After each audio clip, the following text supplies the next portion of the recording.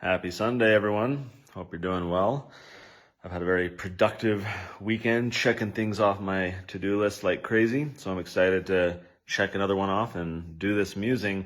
I've been thinking about this one for a few days because the church just released a statement, I think a couple days ago, on this case that's being reported out of Arizona, this sex abuse case that's been going.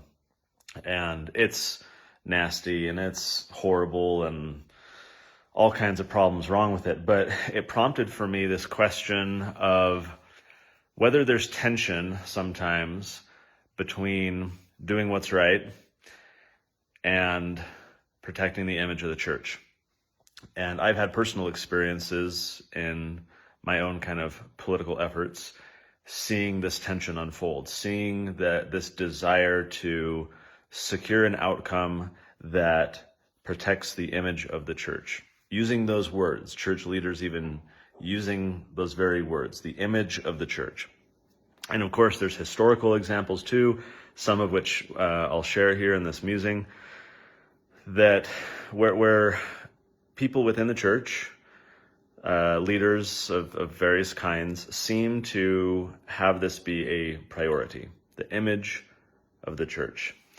And I don't think there's anything inherently wrong in trying to improve the image of the church. But when that becomes a guiding principle, I think it can lead to harmful ends because you make choices not based on what's right, but what has the best optics, what will minimize the damage, what will salvage reputation. And you know, our hymn itself, right? The chorus, do what is right, let the consequence follow, I think that's the best approach. However, I've, as I mentioned, seen all these cases where the image of the church is at the forefront. So take this case, for example, coming out of Arizona, horrible case. This gentleman, member of the church, was sexually abusing, molesting his 2 young children, producing child pornography involving them. About a decade ago, he went and confessed to his bishop, who was also the family doctor. And the bishop called the church's hotline. The church has a hotline that is staffed in part by attorneys with Curtin and McConkie, the church's law firm, which, if you remember past musings, I don't really have the highest esteem for the work output of this law firm, but it is the church's legal arm. And they help staff this hotline to field calls from bishops who have no idea what to do, right? What are my legal obligations? What am I supposed to do here? And there are, counselors and all kinds of people involved in this hotline. It's not just attorneys, from what we understand publicly. It's also, counselors and psychologists and those types of people to kind of walk the bishops through this kind of stuff. So I think the existence of such a hotline is great, because when you have lay bishops and random people being called into these situations to have interviews and hear confessions from people with a wide variety of circumstances, I think it does make sense to have this as a service to benefit these lay bishops. I'm not critical of the existence of this hotline in general. However, what it appears from this case is that the individuals on the other end of the hotline counseled this bishop to not report, or at least said that the law did not require him to report in Arizona. So there appears to be some nuance there as to whether they told him not to report or whether they just laid out what the law was. From my understanding, reading some of the documents, the bishop was told, hey, you don't need to report, just continue working with this family. And so the abuse went on, the sessions, counseling sessions went on. What's interesting is that this bishop was the family doctor and may have been subject to a mandatory reporting requirement as a physician. Granted, perhaps since he didn't have his, doctor hat on in these meetings, that law was not triggered. But the point is that it wasn't reported. So the dad later committed suicide, The mom went to prison. She was pulled into the confessions, the interviews. She was aware of what was going on for whatever weird, crazy reason. She's insane. She didn't put a stop to it. She had kind of this battered wife syndrome kind of deal going on. So she's now complicit because she knows that her husband is still abusing their kids and producing child pornography. And the bishop is continuing to counsel and to his credit, trying to get the dad, Paul, to report himself to authorities. The bishop was saying, hey, you should do it. And then he refused. And then he involves the wife, hoping that the wife can, pressure, and they still don't report. So the abuse continues. So the question then becomes, is the church, was the bishop, complicit? Was he wrong in some way? And so this gets back to this question I have of protecting the image of the church. Why not report? Right? It's one thing to say we're compliant with the law, but it's another thing to do what's right. And so then the question then becomes, is it right to mandatorily confess any time that there's abuse of a minor, for example, or any hint of ongoing abuse once the bishop became aware through ongoing sessions that this wasn't stopping and that it had happened more than in one instance? It appears to me that the right thing would have been for the bishop, who was also their doctor, to voluntarily go report. For whatever reason, he chose not to. Perhaps he was counseled not to do so by this helpline, but the result is that he didn't, and so the abuse continued. So various states have different laws on what are reporting requirements to the authorities when there's knowledge of abuse of a minor. In Arizona, as with Utah and some other states, there is an exemption for clergy. If a bishop receives a confession about such an incident, the bishop is not required to report. That doesn't mean the bishop is prohibited from reporting. There may be jurisdictions where that's the case. I don't know. I'm not familiar with that. But the law in Arizona, as in Utah, does not prohibit reporting. It just exempts clergy from the mandate. Now, interestingly, there was an attempt by a Democratic lawmaker in Utah in the past to repeal that clergy requirement. And then with this story coming out, there's a Republican in Utah who is going to co-sponsor that bill. And then the governor just came out and said he would sign it if the legislature put it forward to remove that exemption, which means that bishops receiving confessions involving abuse of a minor would be required by law to report it to the authorities. Now, historically, you can understand the basis for these exemptions, right? This idea of a private confessional, this clergy penitent protection as an incentive of sorts to encourage people to confess. Because if you know that your bishop is going to have to rat you out, maybe you're not going to go to your bishop. So you can at least understand the thinking behind saying, well, let's create a safe space, if you will, a theological safe space to encourage confession. But is confession really a thing, really fully realized, if it is not followed through with accountability, with the consequence? Do what is right, let the consequence follow. So maybe, we question what's the point of talking to your bishop about it if it's just going to end there, and maybe the person's going to feel better about themselves. But if they're not held accountable, if authorities aren't able to intervene and stop future abuse, then what's the point of trying to encourage a confessional if it's not going to remedy the problem, just as it didn't in this case in Arizona? So I'm still thinking through this because there's going to be a bill coming up in Utah, and trying to better understand and learn about the historical basis for this clergy privilege and whether that makes sense anymore. I'm leaning on the side of saying we ought to remove it and just have an across the board, mandate in order to protect these young people. I don't think we have this case, for adults. I think there are similar laws for vulnerable adults, senior citizens and the like, who are being taken advantage. But, hey, I stole from my neighbor. Okay, I don't think the bishop should be required to report that to law enforcement. But when it's involving, minors, I think that's a different thing. That's why these reporting requirements are in place, and I'm leaning towards believing that the right thing here is to say, blanket requirement of a reporting mandate. But even in the absence of a legal mandate to report, which you might say that's not the role of government to compel reporting, like set aside the legal and the political, what's the moral and ethical, right? For the church to discourage a bishop potentially, as many have claimed the hotline did in this case and has in other cases, to discourage reporting feels wrong. I get the idea of wanting to empower the bishop to kind of help the family navigate whatever crisis is happening, make sure the victims are getting support, etc. But by insulating that within the bishop's office with an incompetent, and I don't mean that pejoratively, but a person who's not trained, who's not experienced, etc., to put that on the bishop's shoulders, I think is inadequate. And so then the question becomes, is there a reason why the church as a policy isn't just telling bishops to mandatorily report in order to better protect the victim?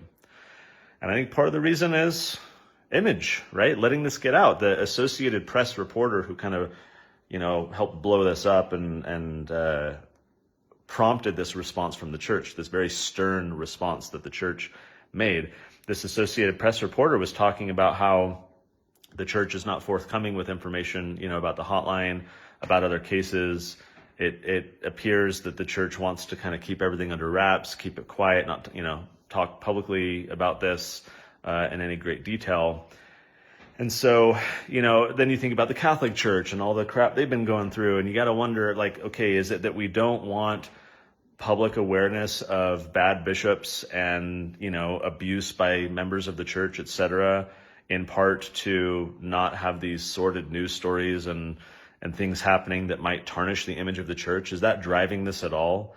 Right? And I feel like it is, right? Curtin McConkie, any attorney, a fiduciary is going to advise its client to, preserve its reputation, minimize its harm, do these things, release the bad press release on a Friday afternoon, right? In fact, is that one? I don't know if that's when the church, the 17th of August, no, this is Thursday, right? Wednesday. So they released on Wednesday.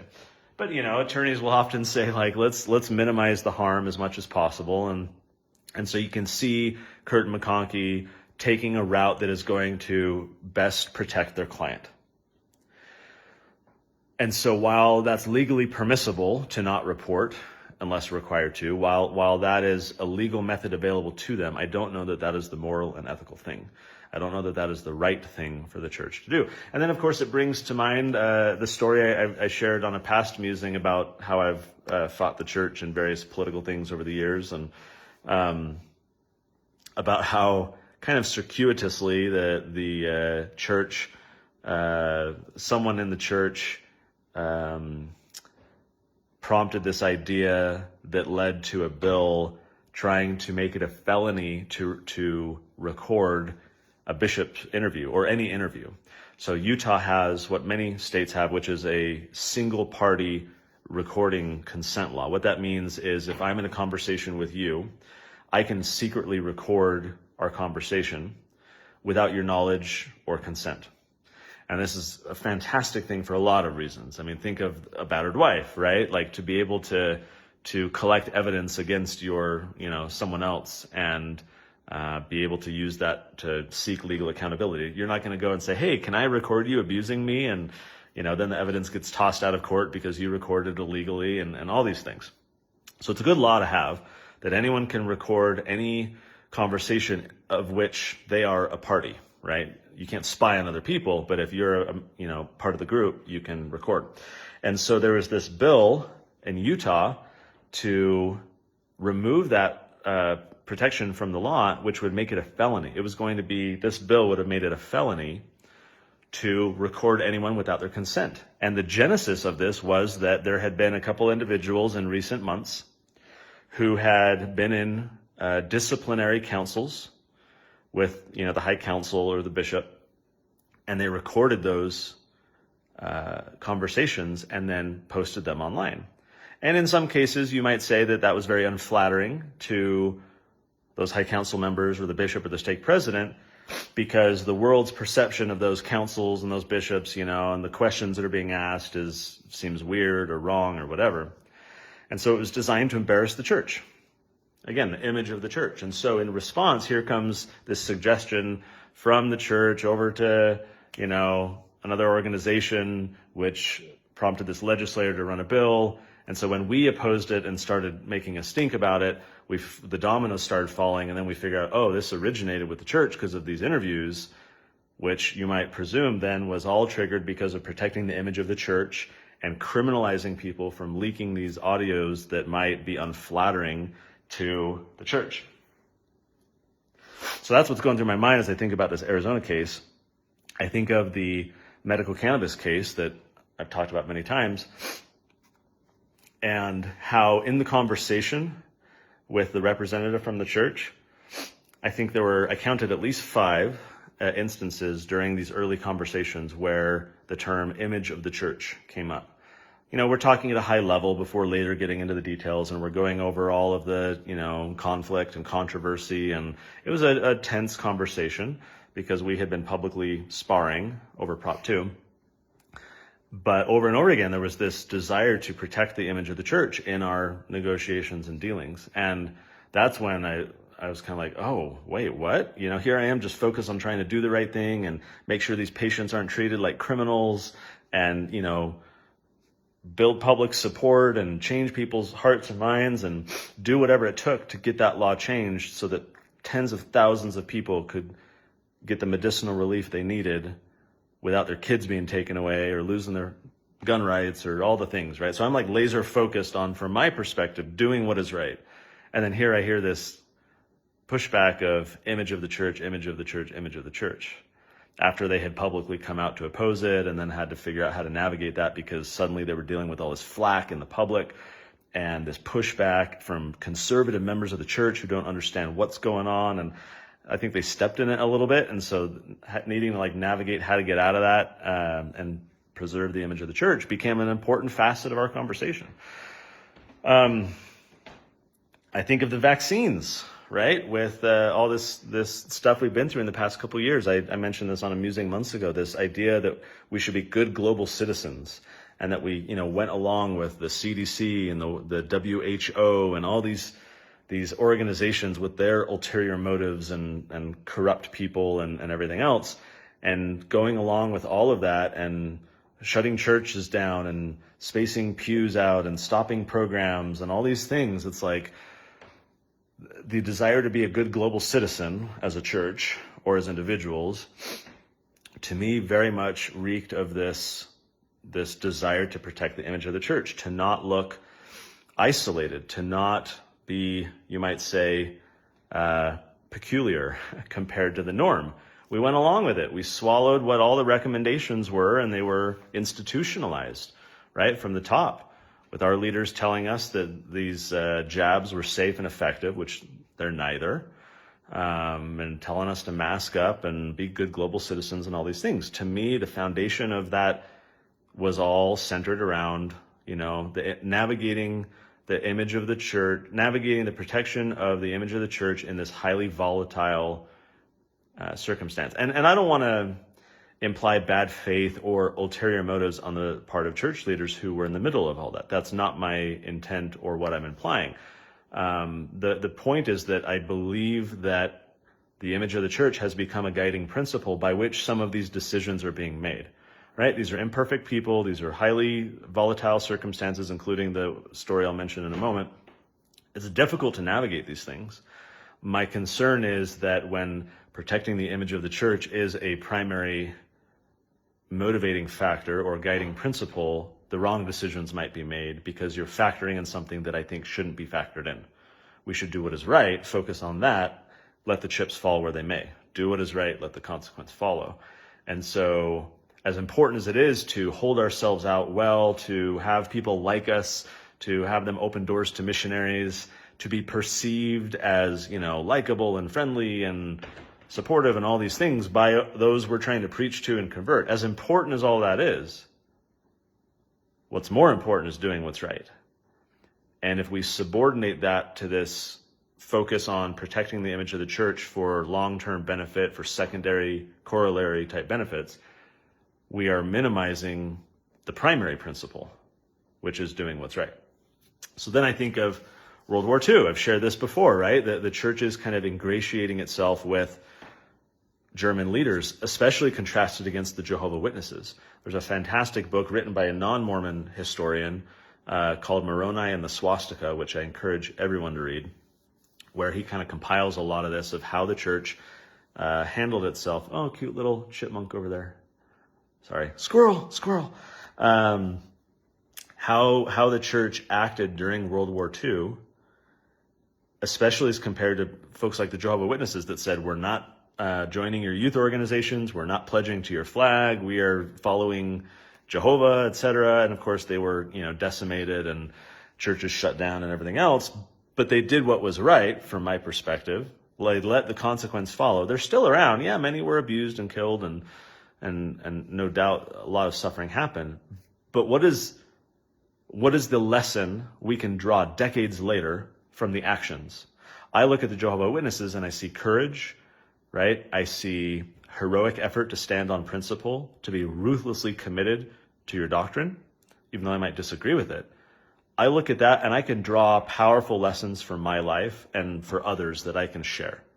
I love sharing the story of the Jehovah Witnesses and what they did during the war, because here's someone standing up for what they believe. They were doing what was right, let the consequence follow. It was a bad consequence, but they were focused on doing what was right. And then I look at our church and a lot of these efforts of trying to preserve access for missionaries, doing whatever was in their power, removing mentions of Jews from the church literature and curriculum, right? Branch presidents putting Hitler's picture up on the wall, kicking, Jews out of the congregation, right? These efforts, with how ruthless the Nazis were documenting everything and how important genealogy and lineage was to them, demonstrating their Aryan, bloodlines. The church would then talk about genealogy. Look, we have things in common, right? Like we're big on genealogy. And again, not to malign those who were involved. These are chaotic, insanely difficult circumstances that I can't even fathom in a lot of ways. But then I look at this in retrospect. I look at the Jehovah Witnesses and I look at our church and I say, what are the lessons to draw from? I see ample lessons and exemplary conduct on the part of the Jehovah Witnesses. And then I look at our church and then I got to think, well, they were trying to protect the image of the church so as to keep the doors open for missionaries as long as possible. So is the primary deciding principle, do whatever it takes to allow missionaries to continue doing what they're doing? But then if that's the case and we're diluting taking a stand, what are the missionaries there to stand for? And who are they there to preach to, and what are they preaching if behind the scenes we're diluting our moral foundations just because the ends justify the means? The ends of keeping the doors open for missionary justify the ingratiating ourselves with these people and not standing up against them and so forth. So a lot of variables in decisions like that. I don't want to reduce it to this very simplistic type of approach. I recognize that there's people of good faith who are going to land on different sides of this. But from my vantage point, I see a lot of this desire of protecting the image of the church, because the goal has been do whatever it takes to get missionaries out there. And while that's important, as I reflect on things, I think a superior principle is boldly standing for what is right. That will attract people to our faith, rather than us banging down their door and, harassing them, and they see this kind of milquetoast Mormon-y whatever that's just kind of going along to get along so that we can talk to them about the Book of Mormon. I wonder about a world in which we are radically and boldly standing up for what is right. Let the chips fall where they may. Recognize that some countries will close their doors to missionaries. But how much more power will there be in our preaching the gospel if we can point to the boldness of it? I love Joseph's quote where he said something like a religion that does not require the sacrifice of all things does not have the power to grant salvation, something like that, as in the lectures on faith. But the point is, this is meant to be hard. This is meant to be bold. Do what is right, let the consequence follow. Okay, so then two more examples. Then I think of Elder Oaks. This was during the anti-discrimination effort in Utah in 2014 and 15, when the church was negotiating a compromise between kind of the LGBT side and the church. And I mentioned this before. I'm not going to get into it in any detail. I've talked about this at length in a past musing. But you may recall this in a couple instances. Elder Oaks basically said that we don't apologize. So in an interview with the Salt Lake Tribune, he said, "I know that the history of the church is not to seek apologies or to give them. We sometimes look back on issues and say, maybe that was counterproductive for what we wish to achieve, but we look forward and not backward. The church doesn't seek apologies," he said, "and we don't give them." Okay, so then he was given an opportunity to clarify a little bit later. I think just days later, actually, a few weeks. He did a Trib Talk, a video interview with himself and Elder Christofferson and Jennifer Napier Pierce, who was at the time editor of the Salt Lake Tribune. So this is a video interview that they did. And so he was given the opportunity to clarify his remarks because, as you might imagine, they caused a lot of fury from people who perceive the church as some type of, or in select instances, as having done things that should justify an apology. Statements from past leaders about gay people, or, even stuff like Mountain Meadows Massacre and like whatever, right? So there were people who were outraged by what Elder Oaks said. So here, Jennifer gives Elder Oaks an opportunity to clarify, and he says, "I'm not aware that the word apology appears anywhere in the scriptures, the Bible or the Book of Mormon. The word apology contains a lot of connotations in it and a lot of significance. We do not seek apologies. When our temple was desecrated in California," I think he's referring to after Prop 8, the kind of anti-same-sex marriage initiative. "When our temple was desecrated in California, when people were fired and intimidated, when a lot of other coercive measures were used, we sought no apology. That's what I meant by saying we don't seek apology. We think that the best way to solve these problems is not a formal statement of words that an apology consists of, but talking about principles and goodwill among contending viewpoints." So as I think about the image of the church, this has kind of been in the back of my mind too, that it seems to me that not apologizing is about not dredging up past problems, right? He's basically saying we look forward, not backward. We want to have productive conversations with people of goodwill. And I don't know that that's inherently wrong. I think there's an argument to be made for trying to improve things moving forward rather than always, dredging up the past or talking about what past leaders have said and shame on us and we're sorry and so forth. Because I think a lot of apologies in these types of political environments are bogus. I mean, he's kind of like talking about this formal statement of words, and I think a lot of organizations do try and paper over problems with these PR statements of seeming apology, but they don't actually change things. It doesn't change the direction. It doesn't really improve anything. So I think there's something to be said for this kind of approach. However, I think there's a balance to be had. To say that we just don't apologize strikes me as wrong, or that type of approach. Not that it's wrong that the church has that position. They clearly do. And it's one thing to say you don't seek an apology. I understand that. I understand, our church is attacked, our church members are attacked, this chapel was defaced, this whatever. I get not wanting to demand apologies of others. That part makes sense to me. But this idea that the church just doesn't apologize, and this is not just an Elder Oaks thing. Political, like George H. Bush, after the U.S. government shot down this airplane full of civilians, there was this furor, over what had happened, and he came out publicly and said, "I don't apologize for America ever," and Mitt Romney has said similar things. Like, there's been a lot of these people who take this approach of like, we don't apologize. And I don't think that that's right. I don't like if the church has done something wrong, if the church has not lived up to its ideals, if there's, greater enlightenment that happens in the future, I don't think we just say, water under the bridge, let's move forward. I think there is a reasonable, stance in the middle to acknowledge fault, right? I mean, I think the central part of apology is acknowledging that you didn't live up to your ideals, acknowledging the problem, acknowledging the victim, right? Recognizing the negative impact this had on others.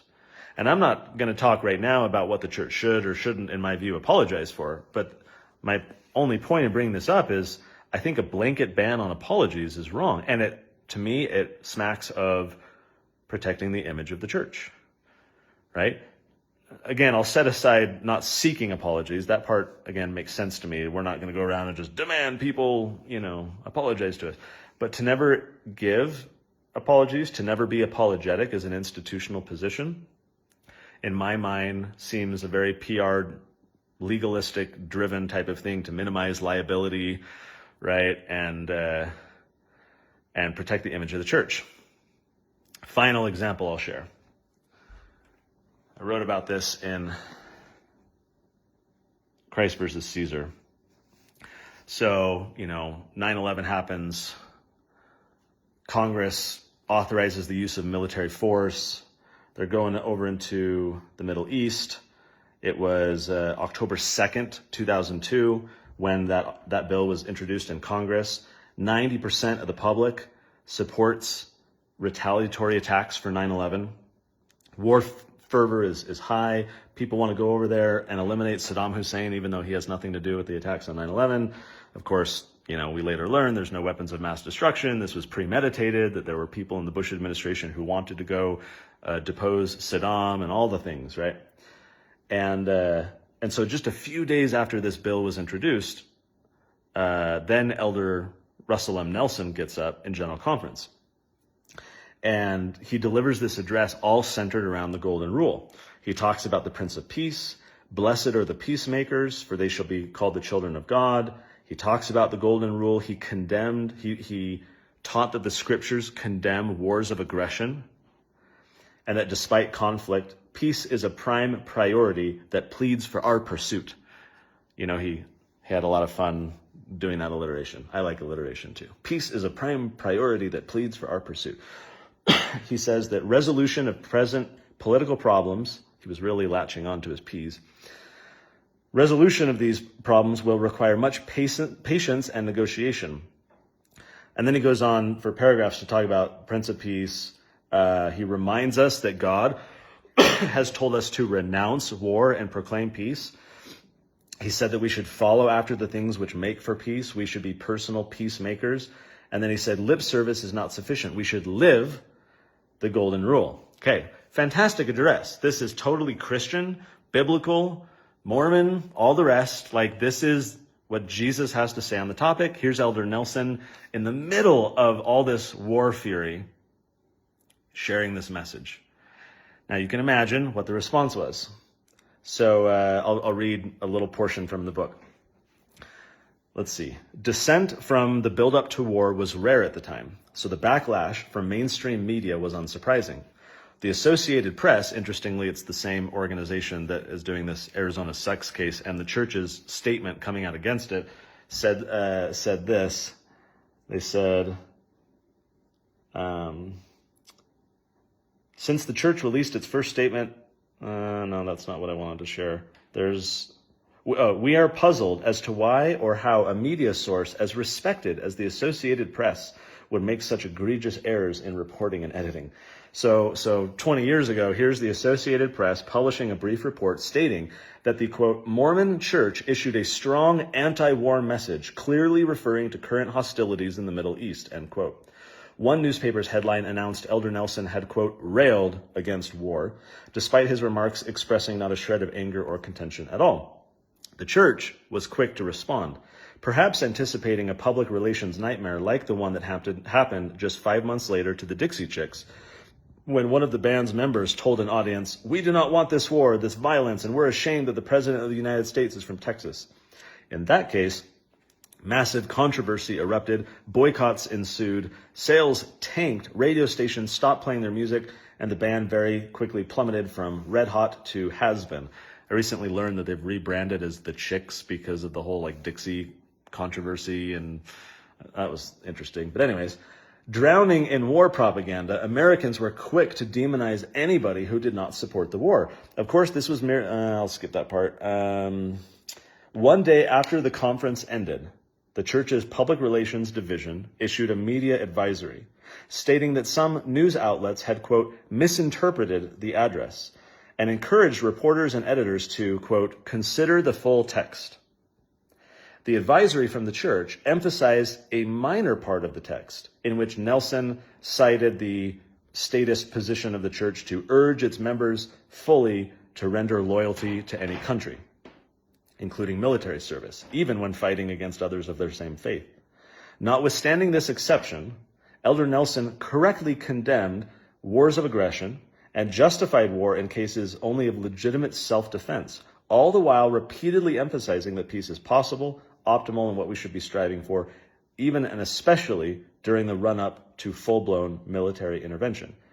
We cannot fully love God without loving our neighbor, he reminded us. We cannot fully love our neighbor without loving God. The Associated Press then issued a follow-up report titled, Mormons Back Bush Middle East Policy, explaining that the church had, quote, qualified Nelson's remarks and, quote, offered support for President Bush's policy in the Middle East in the form of an editorial in the church-owned Deseret News. That editorial, issued the following Wednesday, completely contradicted the substance of Elder Nelson's address. Quote, Saddam Hussein and the threat he represents to the United States and her allies will not go away on its own, it read. This time, the nation may well have to strike first.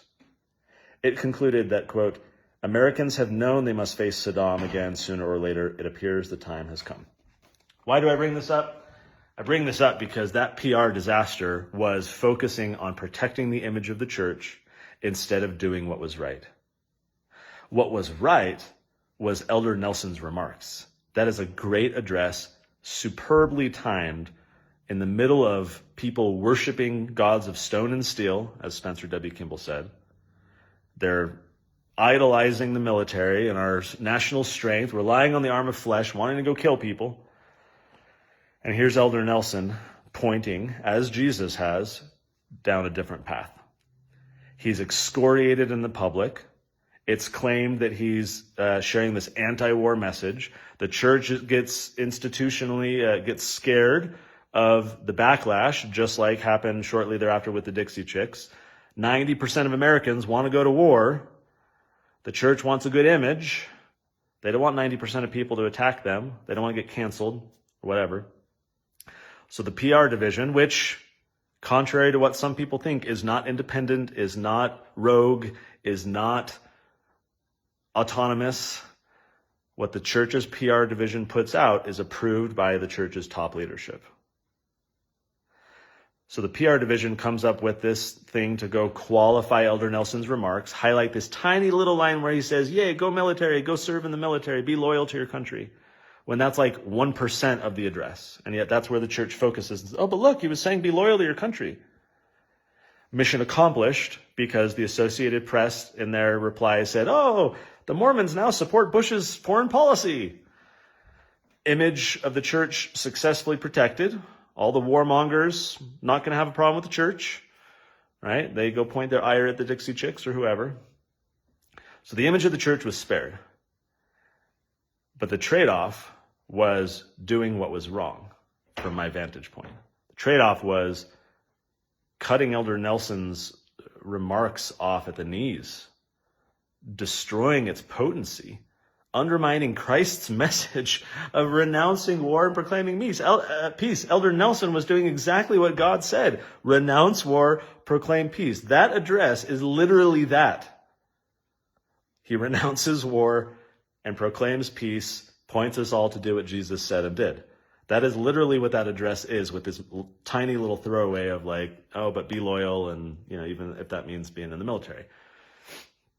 So the church kind of points the attention there rather than the meat of the address. And so we deprived the public of this bold opportunity to stand for peace in the middle of the fog of war, in the middle of this disgusting, idolatrous clamoring for killing brown people on the other side of the world, people couldn't even point to where Iraq is on a map and they wanted to send soldiers over there, right? Like it was nasty.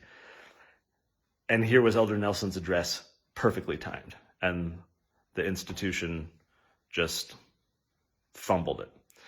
So again, I see this tension between doing what is right and protecting the image of the church.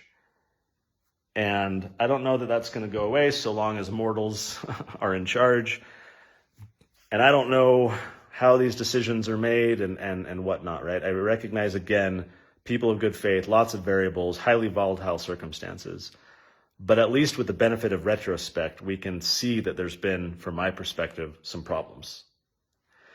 And that can be informative about how to make future decisions.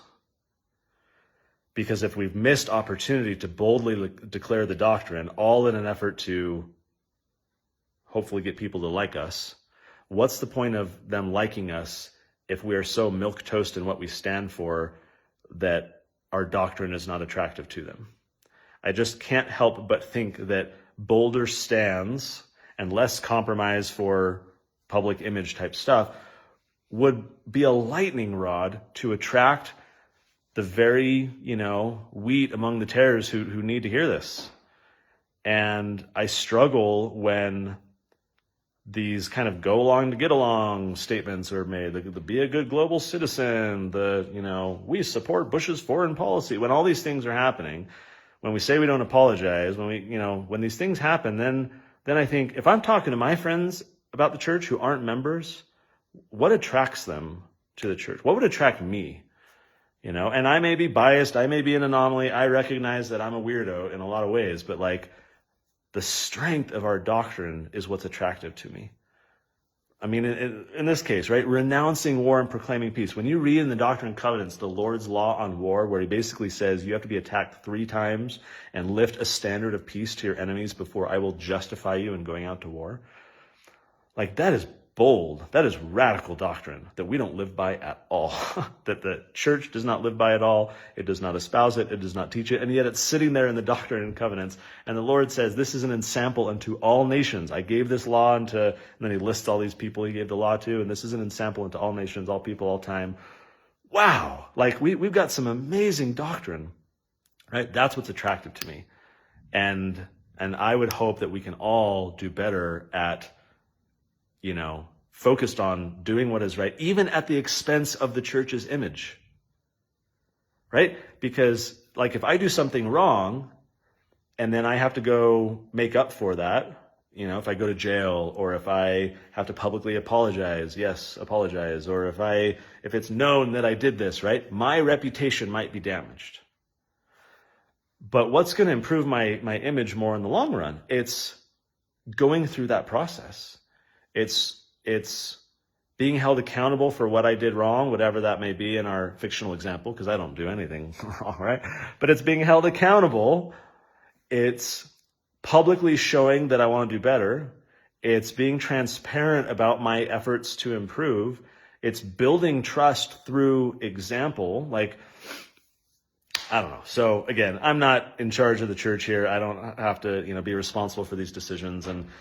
But as this debate is going to continue, especially here in Utah with this bill that is going to propose to remove these clergy exemptions, it's a topic that I imagine I'll continue to think about in the months ahead as we lead up to the legislative session, because when you've got kids that are actively being harmed, to hide behind a law that doesn't require you to report is one thing, and maybe that's what the lawyers would advise to protect the image of their client.